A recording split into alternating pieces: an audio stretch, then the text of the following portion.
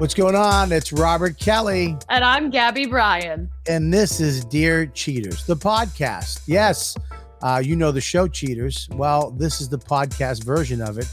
We have people who have cheated and have been cheated on come on and tell their stories right here with us. And we break it down. We try to help people out. We try to figure out what's happening. And I don't know, maybe be a little entertaining when we do it. And I think we pull it off, Gab. I think we do. I think, you and I are both gorgeous and hilarious, and people just eat it up. I don't know about, gorgeous on the inside. It's okay. Be confident. All right. I'm gorgeous. You look amazing. There's nothing worse than a young 20-year-old hot blonde trying to give you self-esteem tips when you're 50. Soak it all in, bitch. Soak it all in. Today's episode, Gabby, listen to me. Okay. We've had so many, when we first started doing this, I was like, okay, it's going to be a bunch of girls that got cheated on and we're going to be done. Okay. Right. No, absolutely not. The first episode with Infinity Frost, it was unhinged, dare I say scary, and I loved every second. One of my favorite podcasts I've ever done. Yeah. And then, of course, even all the way up till one of the last episodes with that. This guy's a biker, macho. You can't get more alpha male than this guy. They don't make guys like that anymore. Yeah. And this guy was so emotional and sad about being a cheater and actually has come through the other side. Success story. And today, yeah, today is going to be this is more like a true crime story. I'm scared. I'm sweating a lot. Yeah. Well, first of all, you live in a pre-war building in Brooklyn, so your heat is uncontrollable. It's just either so hot or so cold, and there's no in between. It's just a snake going. Oh, and then go gang. It's the worst. I don't know why people live in the crummy city. But today's episode,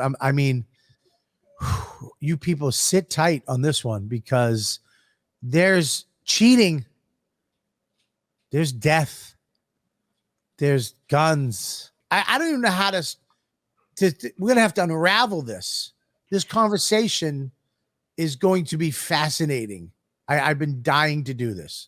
I really am. This is very much like a Netflix episode, a true crime thing, because this girl, I don't know if she knows how lucky she is. I'm curious. I don't want to give away too much to the listener because I want to give it all away. But it's all juicy. It'll come when it comes, But okay, so I want to know when she figured out all this information and put all of this together to then escape. Listen, some people get cheated on. Okay. And that's it. That's the biggest thing and that's huge. Having somebody you care about go and be intimate with another person behind your back is devastating. But then all this other stuff that the what do they call that in the movies? The come on, you're a movie. You went to school. You couldn't be more vague right now. Keep going. What are you talking about? I sound like a grandpa. What's the thing in the movies? The thing. Foreshadowing. We're foreshadowing, aren't we? That's in books. That's in life. That's not just. It's the stuff that is that she found out. When you meet somebody, it's the amount of luck that goes into meeting somebody. When you see people, I'm in love with my wife. Okay, I am so happy. So weird. There's nothing weird about it. You've never had love. I have. I'm in love, but you just said it's not about love right now. It's about how you just said that. Gabby, I'm in love with my wife. I'm in love with my wife. You're in I like a lot. I'm in new love. No, you're not. You're in I like a lot. No, I'm in love. I don't think so. You have no idea. I haven't seen you in 6 months in person, and you've never met this person. Is he dropping in you? What? No one says it like that. It sounds like an animal shitting in the woods. Is he dropping in you? Say it different and I'll answer. Is he leaving his hot, steamy child salad inside of you? Child salad. Now talk me through the salad aspect. Is he jizzing in you? No. Is he coming in you? No. Then you're not in love. Then you're not in love. I can't have a kid right now. I live in a one-bedroom apartment. It doesn't matter. Doesn't matter. You're not in love. You like each other. You're dumping him 2 seconds. 2 seconds. Why would you think that? If you get a role in a movie or a TV show with a hot smoking lead and you have to have a sex scene, oh, believe me, he'll be gone. Yeah, but here's the thing is that I'm interested, and I've said this to you before, and I'm very public about this, that I'm interested in a stay-at-home dad, and I'm not going to date another movie star. Who's going to watch the kid? He's going to be did you tell him this? Yeah. He knows it. Yeah. You know what? I agree. I would be, if Dawn became famous tomorrow, I would stay home. I would eat peanut butter and jelly sandwiches and Cheez-Its every day. Yeah. Not Cheez-Its, not cheese nips. Very different. Completely different. Nothing similar. I do like a cheese nip once in a while, but not all the time. No. But yes, I would be a stay-at-home dad. Yeah, it sounds like the best job ever. It is the best job ever. Unless you're married to me and you're a stay-at-home mom, then it's the worst job ever. It's horrible. It's horrible. But anyway, this is, when you meet, my point was, before you sidetracked me, is with your lies about being in love, is that when you meet somebody, it's hard. It's hard. You don't understand the luck that goes into meeting the right person and actually falling in love to spend the rest of your life together and growing and evolving as humans together, to have a family together and to die. And, that's a crazy thing. A lot of times you don't know who the fuck you're bumping into. You don't know who you're dating. And the relationships you were in that you were in love, like you get out of them. Do you know what this means? What, this? Yeah, together. No, this is dicks. This is no. There's this. This is docking. But my generation, I do this. This means together. I would rethink that. You should rethink it. I'm docking on the show. What's wrong with you? What are you drinking? It's a yeah, something you don't get. Anyways, I can't wait to do this one. This is a very interesting one, but we have to be delicate on this one because there's a lot of allegations. Allegedly will be said a lot. Allegedly. Yeah, because you don't know. I mean, we're getting one side of the story here, and we have to take it at face value. And it's pretty wild. And in this, we have clips today too. We have a lot of, this show is going to be a juicy show, juicy show. You're going to really enjoy this. So I would sit back, I would relax and try to figure this out with us. Cause there's a lot of information coming your way as a listener today. And we have to kind of Da Vinci code this. Because it's not your average cheating story. It's not your average, hey, he cheated on me, or I think he's cheating on me. This is a thinker. Let's get to our guest, which we're very excited about having today. Please welcome Renea. Renea, first of all, welcome to the show. We have, we've been doing this podcast for a little bit now, and it's been, crazy. I mean, but, we've had crazy guests. We've had all kinds of different scenarios about cheating, but I got to say this one is probably the most interesting one we've had so far. Yeah. And just a little information about you. You were married to this man. I don't know. We'll call him the husband. Was it your first husband? No, actually the third. You had 3 husbands. Oh, okay. Now, Yeah. Living my dream. No more. I'm done. you're done with husbands. I'm done. You're done Okay. getting married. So what are you gonna? You're just gonna meet? You're gonna get a boyfriend, and that's it. Yeah. Okay, I think good. so. That's great. Now, what? Now, can I have? What happened to the first husband? Did you just get divorced? It didn't work out. I was really young. How old? 17, 18. Oh, 17, 18. All right. Yeah, I was really young. And you're from So- Southern California originally? No, I'm from South Carolina. Oh, okay. Did you hear her accent? She sounds like Dolly Parton. South Carolina. You look like Dolly Parton too. She is gorgeous. I didn't think she does look like a Southern belle, right? So you got divorced. It didn't work out. Was it him? Was it you? Was it both of you? It was probably both of us because we were so young. Right. Did you have kids together? We did. We had one daughter, and that's the only child I've ever had. Oh no. Okay, great. And then you got remarried. Yeah. How many years after that? I'm not even sure. I'd have to think back, but it was a good little while. You can lie. We'll never check. Yeah, don't worry. I'm not sure. Yeah, you can say 4 years. Okay, 4 or 5. We'll never Four, anything you say. 5, 6. Just say allegedly. Yeah. Okay. Allegedly 4 years. Okay. So and that didn't work out, or you got divorced with him? I ended up getting divorced.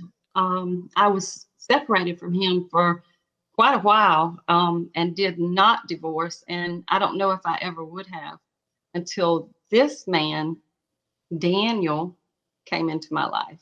So Daniel is the actual person that we're going to be talking about today. Right. So you were separated, Yes. and were you a police officer at the time? Oh, Yes. okay. So the story goes, and correct me if I'm wrong, you were working at a hospital doing a shift, and you met this man smoking a cigarette outside, correct? Yeah, I was actually not working at the hospital. I was on patrol. I was actually an investigator. And yeah, and worked child death and child sexual abuse. And I was going to say that was hot until you said that. Yeah. yeah, I was gonna, yeah. I was like, oh, that's No one wants to work that kind of nah. Oh, All right, well, Jesus Christ. take that back. But yeah, so I pulled up to the front of the hospital to actually check on my grandmother who was Right. in the hospital at the time. And my family was coming down to kind of let me know how she was doing. And he was sitting outside. Did you go up to him? Did he come up to you? Talk us through that moment. He actually came up, he walked up to my car door and, kind of motioned for me to put my window down and gave me a business card with his name on it. And it's on the back, it said coffee or tea with a question mark. Now, is this guy, was he a good looking guy? Was he, I mean, that takes some charisma and some balls. Yeah. He was rather nice looking, very, very pretty blue eyes. So when he gave you the card, were you like, fuck this? Or were you like, yeah, I'm in? Yeah, I didn't really know what to think. My mom had told me that he had been talking to her and my daughter and my grandfather upstairs because ironically, my grandmother was in the same unit with his wife. So yeah, let's explain this to everybody that his wife was in the hospital. Yes. And she was dying. Yes. But not dying from cancer or some type of disease. She was dying from a fall in the shower. Allegedly Something with her head. So when did you find that out? That his wife was up there dying and then he gave you the card?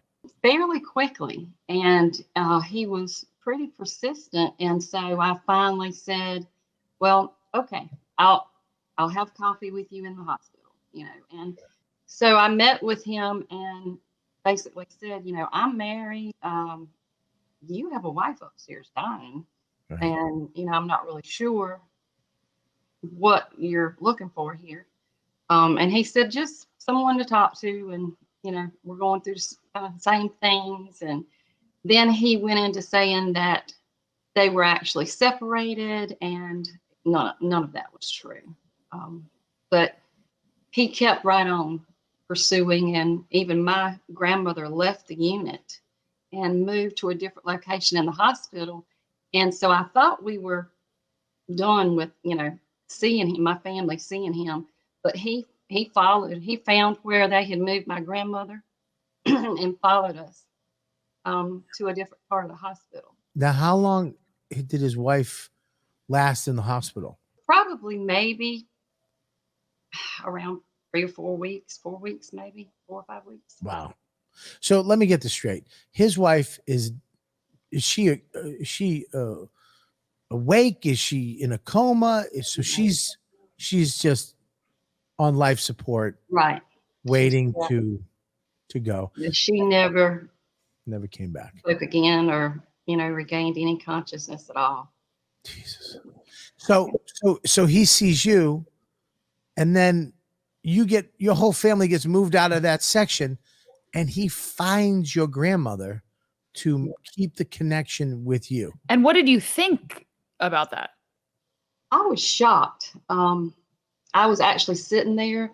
I had just gotten moved into investigations, and was sitting in her room and actually going through some cases. It was a really big room, and I was sitting on the couch going through some cases. And when he walked in, I was, like, oh, kind of shocked. But, of course, he is very personable. People really like him. I guess he puts on a really good show and a really good act, very manipulative. And my mother thought, oh, well, this man is so nice because he has been here checking on his wife every day. And, I started thinking, is it just because we're Southerners? I mean, that we just think that people are, we just think people are good people. And I was like, oh my gosh, And your mom liked him too. Yeah. And so when he, my grandmother actually had gotten better. And did she like him? And I think that's what did it for me. Right. I think that's what kind of pushed me at the time to want to, I guess have anything to do with him, because she was like, he looks good, And so I think, Grandma. yeah. So I think that is 3 generations that were into this dude. Yeah, everyone's like, yeah. So I think that's kind of what, kept me a little bit connected with him. But my grandmother passed, and he actually shows up to the funeral. And while he's at the funeral, his wife passes away. So, like, he gets a phone call at the funeral. mm-hmm. Do you believe that was real? Yeah, because she did pass away. Now you're an investigator, so you have to have instincts. To become an investigator on a police force is not an easy thing. That is a lot of time, and you have to have abilities that regular officers don't have. And your instincts did your instincts as an investigator, as a cop, ever come off? Did you do a background check? Because look, if I was a cop and I was single, I'd background check every chick I went. I'd find out everything about her. I'd do before I hooked up with anybody. I'd know everything about her. Did you do any of that with this guy? I did. But it was after I married him, because I really didn't see things and really changes in his persona, to say, until after. The wife dies. I mean, this guy's Prince Charming, coming in, going to the funeral. These are all beautiful things that a good person would do. He's in the military. He's got these magical Superman elf eyes that every woman, your whole family wants to be with this guy. And when did you guys hook up? in between there? You know what I mean? When did you say, like, from when his wife died to you hooking up? When was that?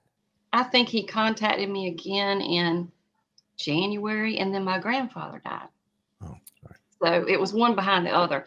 So it was probably later on in the year, the first of the year in Were you still 2000. married?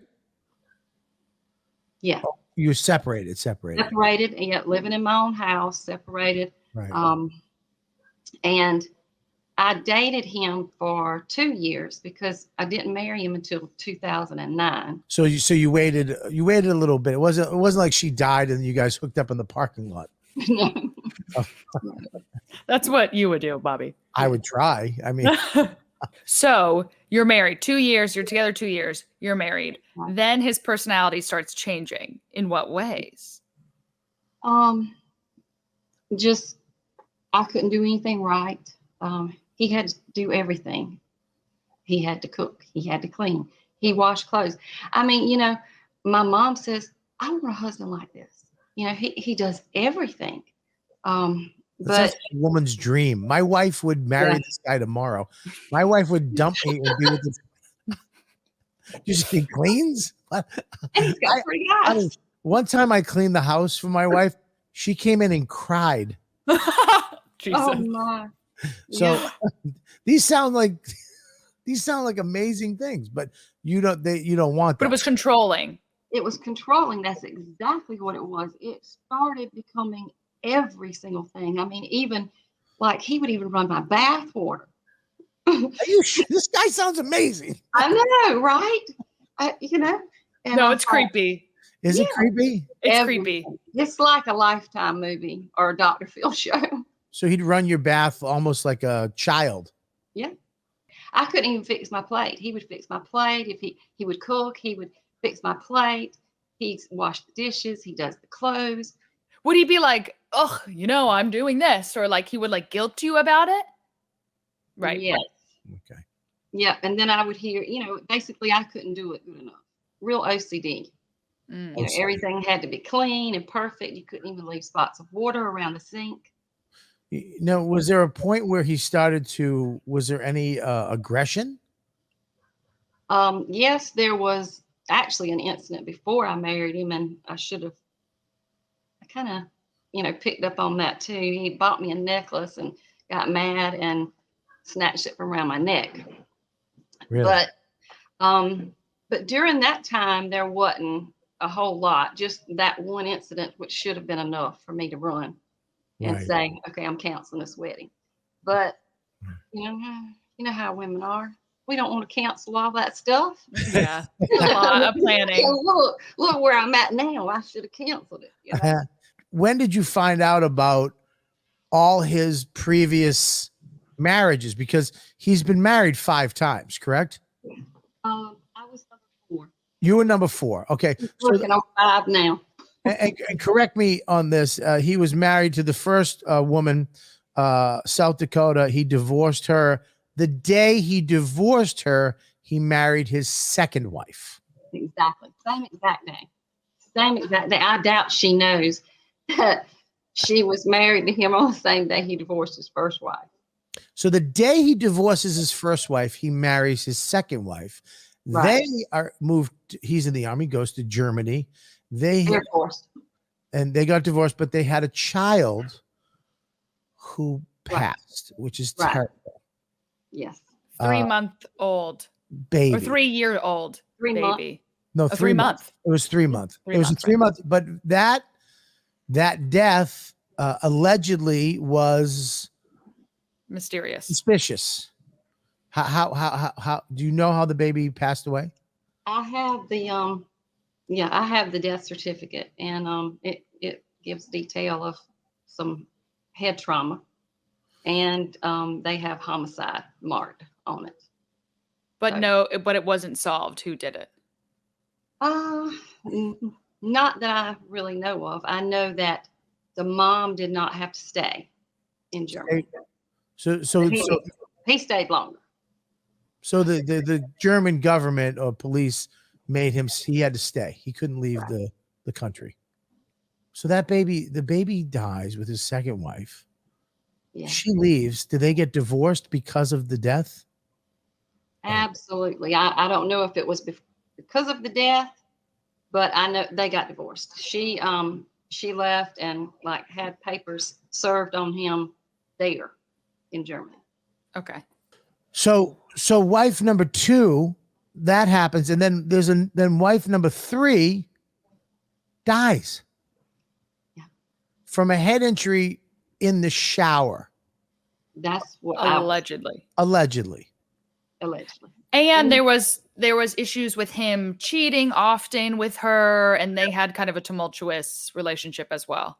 Right. Well, he cheated with her while she was dying. Yeah. By giving, He was already cheating on her before that happened. She caught him cheating with a woman down the street who was actually the same woman I caught him with 15 years later. So it never stopped. It's never stopped. If it did, it might have stopped for a brief moment, right. But they kept in touch for a very long time. And so wife number 3 that passed away had filed for a separation agreement in 2006. So she was leaving him, and she left him and went back home and stayed home. Was Pennsylvania for her, and went back and stayed with her parents for a while. And when she passed away, he actually collected a life insurance for $250,000. I'm not positive allegedly the exact amount, right? But I would think it was for some definitely $100,000 plus. Now, okay, so you got wife number 1 divorced. The day he divorces her, he marries wife number 2. Wife number 2, the baby has a very mysterious death, a 3-month-old. 3 months. It's a homicide in Germany under the death certificate. Yeah. He has to stay. He leaves, comes back, marries third wife. She dies kind of mysteriously. He gets an insurance check, and he's actually hitting on you while she's in the hospital. When did you find all this out, and how did that hit you? Whenever I caught him sexting, it was in December of 2020. I just happened to walk in the bathroom early one morning, and he had left his phone laying out, and there was sex messages on there. And I'm like, what in the world? Because this man's supposed to be perfect, right? This man does everything. He does everything. So how could he have anything in his life that would be so mysterious, So of course, when that happened, it was like I saw a crack in a glass. I'm like, if you're doing this, what else are you doing? Right. And so when I was able to get him out of the house through an order of protection. You kicked him out of the house for sexting? No, I ended up getting an order of protection against him because we had gotten into an argument, and then he dragged me down the hall by my hair, and the police were called, or the sheriff's department was called, same department I had worked with, and no charges were filed. You wind up finding these sexting. And there's a crack in this guy, the perfect guy, right. The beautiful eyes, the one that looked after your grandmother, the one that his wife died. Well, your grandmother who showed up at the funeral, who just, courted you. You were the one. Now you find out that there's a crack in this. This guy is sexting with somebody else. Right. And how do you get from there to being dragged down the hallway by your hair? Because I confronted him about it and wanted him to tell me her name. Of course, he saved her name in his phone as the venue. The venue. That's a professional cheating move. Yeah, but it's not creative. It should have been like CVS or Dwayne Reed or something. I have now some of the other women that I have found. Yeah. He had them saved as the veterinarian's name, like Dr. Coker and stuff like that. So that's smart. Yeah. He's a pro. This guy's a pro. Yeah, he's pro. I mean, this guy is. I mean, this is pro level cheating stuff right here. Yep. I'm sweating. So, as an ex cheater, I'm going to give it up. I'm going to give it up for him for coming. The venue is fucking great. It must have been weird to read a text from the veterinarian. I want to play with your balls. And you're like, whoa, my dog's balls. Yeah.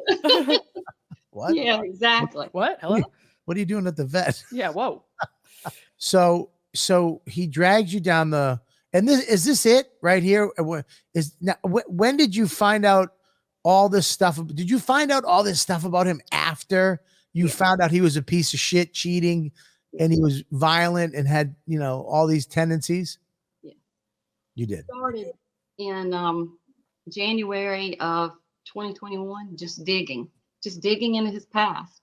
And then I started contacting every family member from all the wives that I could contact, and speaking with them. And the stories were just unbelievable, So he's made his rounds, definitely. Did you talk to the wife with the child that passed away? I did not speak to her. I spoke to her brother. You spoke to the brother. She's still very scared to have anything to do with him. Yeah. Mm. Yeah. She doesn't want anything to do with him. And what did the brother say? Did he say get away? What was his advice to you? Oh yeah. He definitely said that, you need to be very careful. He was even saying to me, he even got names of people here that I knew in law enforcement in case something ever happened to me. He said, because I'm going to be calling and letting them know what I know about this man. And he was even willing to fly here for my divorce and testify. Yeah. Wow. So you talked, and then you talked to the family of the woman that passed. Yes. And what did they say? I still speak to them. Oh, you do? Just, recently this week, spoke to two of the sisters. They were very concerned about her death from the beginning. And I think that they felt it's a relief, I guess, for us to connect in a way, that they know I can share some things with them that she may have experienced. And they can help me also, so we've connected, and we stay in touch. You Southerners are nice people. I haven't talked to my mother in a month. I mean, you guys, I know. you guys are really nice. We stay in touch. That's sweet. So how many women was he cheating on you with? How many did you find videos? Did you find or was it just texting and when you found out, did he deny everything? He didn't want to come clean.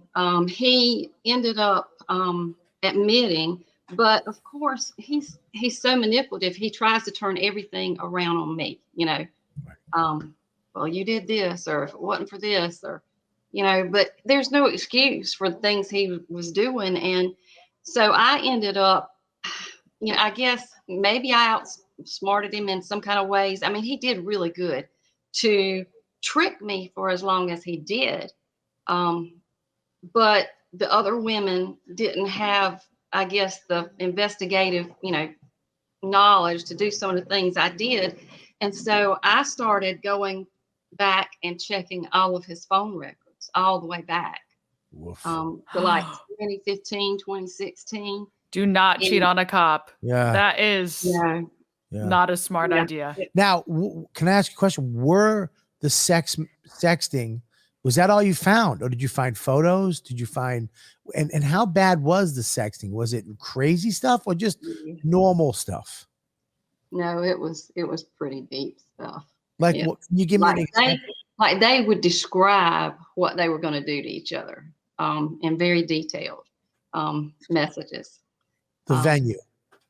Yeah. And like they're like, you're gonna load in tonight at 6, and then you hit the stage at 8. Yeah, was it code word or was it just straight out? Oh no code. Like the one that I found was something to the effect of, I can't wait to put my cock inside of you. And I'm thinking, straight up, what? What's going on here? And so You're so sweet. when I The was sweetest person I've ever met. but when I was What? able when I was able to finally start going through all these phone records, they were texting and sexting 98 times a day. So Wow. during his work, which would mean once in under every 5 minutes, I kind of figured it out. Yeah. And now he would tell me and my family, don't contact me at work because I'm busy. I mean, you know, and he's stressed and just, oh, I reckon so. He was trying to do a lot. Well, that's all the things that you have to do to set up, you know, the lie, the Right. big lie. There's a whole big story you have to create to make sure that you protect yourself from, you know, the person you're cheating on. Wow, that's crazy. And so then when he found out about this, that's when the violence happened with you. Yeah. And you have these clips, which I find it fascinating. You recorded some of these situations. And how did you know? Is that just because of because of who you Evidence. are? Yeah. You know how to record this, and in your state, it's legal to record. Right. You don't need two people. One party. One party. And I knew that. I've known that all along. So you recorded this on your phone, and he had no idea. Yeah. He knows now. I want to play these clips. We're not going to play all of them because you had a lot of them, and I mean, they're shocking. Mm-hmm. The first clip we're going to play is him dry firing a gun at you, and you can hear him shooting the gun. And in the clip, allegedly, I'm going to say that because I wasn't there, but he's pointing the gun at you. And this is his gun or your gun, allegedly? He was pulling the gun out of his safe. That was my grandfather's. It was an old revolver of my grandfather's. And he pulls it out and, you know, in my direction, and then just starts spinning it, spinning the revolver and clicking it. Jeez. It was scary. Yeah. When I hear it, I still jump. Yeah, this is frightening. Let's play the clip, Joe. 4 weapon marks on me from her gallery. There you go, picture. I think this was your granddaddy's. And I know he'd want you to have it. I mean, yeah. What does he say? It's your granddaddy's, and he wants you to have it. Yeah. But why did he do that? Start taking everything out of the safe. You know, knowing that we're separating, and pulled out my passport, and you know, just kind of just slinging things around and just separating stuff. Just to cause chaos. Yeah. Okay. That's just, for somebody, first of all, to be in the military and point a gun at somebody is a fucking no-no. Yeah. And you're a cop. I mean, if there's two people that know how to use a weapon, the do's and the don'ts, and the number one don't is pointing a weapon at somebody and never mind pulling the trigger. Well, and it's strange you would say that because another incident early on in 2015, 2014, somewhere around in there, my daughter was grown, in her 20s and working, and she pulled up into the driveway of the house, and he pulls up. This is broad daylight in July. I mean, it is broad daylight. You can tell, you can see the vehicle. He pulls up beside her, rolls his passenger window down, and takes my small handgun that I still have. It's a little Ruger 380. And he puts the window down and points the gun at her. Why? Claims that he didn't recognize the vehicle. You know, people break in places and he didn't know who it was. And I said the same exact thing you just said. I said, I don't care who it is. You don't point guns at people. I mean, it doesn't matter. Yeah, it matters that it was my daughter, but it didn't matter if it was somebody delivering UPS. You don't do that. you don't point guns at people. That's against the law. Especially your gun. You don't Yeah. point a gun at anybody unless you're going to use it. Right. That's- So, yeah. So I started recording him a lot back then. That was, when things just started changing, and I knew something wasn't right, but I couldn't really put my finger on it. And then we separated for almost 3 years after that. And he moved to Cleveland. Right. And I took him back because his job closed. And then he goes to all this trouble of buying us a house, in a bigger town close by. And the whole time he's still running around with this woman. And then when I started going through the phone records, I found, lots of pictures of women with, no shirts on, and most of them was all booby shots, titty shots. But the crazy thing is that I've connected with these women now. They're